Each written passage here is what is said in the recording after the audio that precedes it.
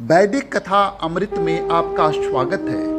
आज की कथा है प्रद्युम्न की कथा।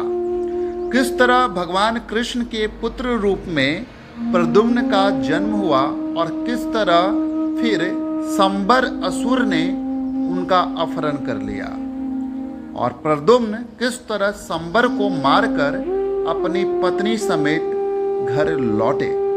तो आइए कथा शुरुआत करने के पहले भगवान से प्रार्थना करते हैं।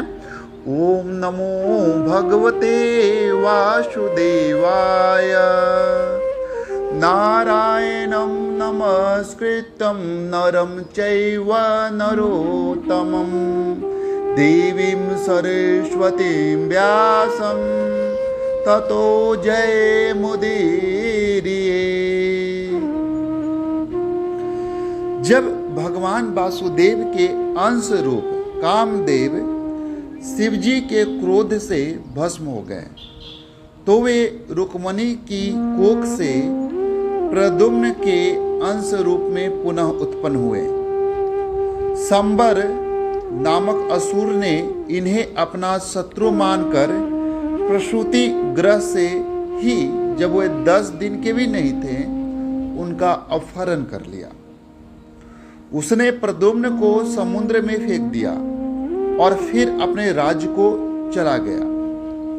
एक बलशाली मछली प्रद्युम्न को निगल गई जिसे मछुआरों ने जाल में फंसा लिया। उन्होंने इस बड़ी मछली को ले जाकर संबर को भेंट किया और जब उनके रसोइयों ने उसे काटा तो उसके पेट से एक बालक मिला। रसोइयों ने इस बालक को मायावती दासी को दे दिया जो उसे देखकर चकित हो गई। तभी नारद मुनि ने वहां आकर इस बालक के बारे में उसे सब बतलाया। मायावती वास्तव में कामदेव की पत्नी रति देवी थी। अपने पति को नवीन शरीर धारण करके फिर से जन्म लेने की प्रतीक्षा करते हुए उसने संबर के घर में खाना बनाने की नौकरी कर ली थी। चूंकि अब वह जान गई थी कि वह बालक कौन है, अतः उसके प्रति उसमें उत्कट स्नेह प्रकट होने लगा। अल्पकाल में ही प्रद्युम्न युवक हो गया और अपने सौंदर्य से स्त्रियों को मुग्ध करने लगा। एक बार रति देवी प्रद्युम्न के पास गई और माधुर्य भाव से अपनी भौएं मटकाने लगी। उसे माँ कहकर संबोधित करते हुए प्रद्युम्न ने टिप्पणी की कि क्या कि वह अपने समुचित बात्सल भाव को त्याग कर कामुक प्रेमिका की तरह आचरण क्यों कर रही है। तब रति ने प्रद्युम्न को बतलाया कि वे दोनों कौन हैं। उसने प्रद्युम्न को सलाह दी कि वह संबर असुर को मारे, जिसके लिए उसने उसे महामाया नामक योग मंत्रों की शिक्षा दी।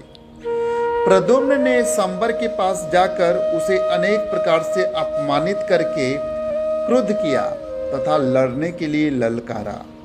इस पर संबर ने क्रुद्ध होकर अपनी गदा उठाई और बाहर निकल आया। उसने प्रद्युम्न पर अनेक जादू टोने किए, किंतु प्रद्युम्न ने महामाया मंत्रों के बल पर उन सबों को छू मंतर कर दिया और तब अपनी तलवार से संबर के सिर छिन्न कर दिया। उस समय रति देवी आकाश में प्रकट हुई और वह प्रद्युम्न को द्वारका ले गई। जब प्रद्युम्न तथा उसकी पत्नी कृष्ण के अंतःपुर में प्रविष्ट हुए तो अनेक सुंदरी स्त्रियों ने सोचा कि वे साक्षात कृष्ण हैं। उनका रूप तथा वेश भगवान जैसा ही था। वे स्त्रियां लज्जावश इधर उधर भागकर छिप गई, किंतु थोड़ी देर बाद उन्हें प्रद्युम्न तथा कृष्ण के रूपों में थोड़ा अंतर दिखा तो वे समझ गई कि यह कृष्ण नहीं है। अतः उन्होंने चारों ओर से उन्हें घेर लिया। जब रुक्मणी देवी ने प्रद्युम्न को देखा तो वे मात प्रेम से अभिभूत हो उठी और तुरंत उनके स्तनों से दूध चूने लगा। यह देखकर कि प्रद्युम्न बिल्कुल कृष्ण ही जैसा दिखता है, वे पता लगाने के लिए उत्सुक हो उठी कि वह कौन है।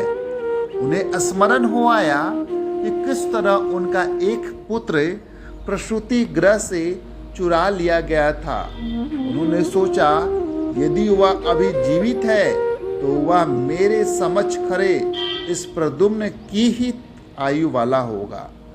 जब वे इस तरह से सोच विचार कर रही थी, तभी भगवान कृष्ण देवकी तथा वसुदेव के साथ वहां आ गए। यद्यपि भगवान कृष्ण सारी स्थिति को भली भांति समझ गए थे, किंतु वे मौन रहे। तभी नारद मुनि आए और उन्होंने सारी बातें बतलाई। सभी लोग यह वृत्तांत सुनकर चकित थे और उन्होंने परम प्रसन्नता पूर्वक प्रद्युम्न को गले लगा लिया।